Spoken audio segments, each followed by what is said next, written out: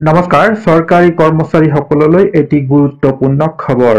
অষ্টম দৰমহা আয়োগ 8 পে কমিশ্যন 126 পৰ্যায়ৰ চৰকাৰী কৰ্মচাৰীৰ বেতনৰ স্কেল একত্ৰিত কৰিব কেন্দ্ৰই।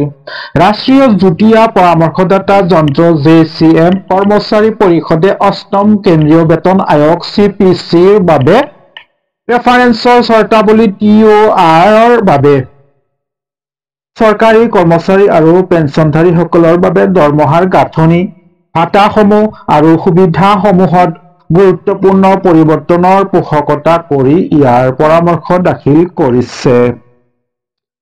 কেন্দ্ৰীয় কেবিনেটে জানুৱাৰী মাহত অষ্টম দৰমহা আয়োগক অনুমোদন জনাইছিল, যাৰ ফলত ৪৯ লাখৰো অধিক কেন্দ্ৰীয় চৰকাৰৰ কৰ্মচাৰী আৰু প্ৰায় ৬৫ লাখ পেন্সনাৰ উপকৃত হোৱাৰ সম্ভাৱনা আছে। বিজনেছ টুডে ডেস্ক ৬ ফেব্ৰুৱাৰী ২০২৫ আপডেট কৰা হৈছে। ফেব্ৰুৱাৰী ৬, ২০২৫ ৬:২৪ বজাত IST ২০২৫ চনৰ ১৬ জানুৱাৰীত প্ৰধানমন্ত্ৰী নৰেন্দ্ৰ মোদীৰ নেতৃত্বত কেন্দ্ৰীয় কেবিনেটে কেন্দ্ৰীয় চৰকাৰৰ প্ৰায় ৫০ লাখ কৰ্মচাৰীৰ দৰমহা আৰু ৬৫ লাখ পেন্সনাৰৰ ভাত্তা পুনৰীক্ষণৰ বাবে অষ্টম দৰমহা আয়োগ গঠনত অনুমোদন জনায়।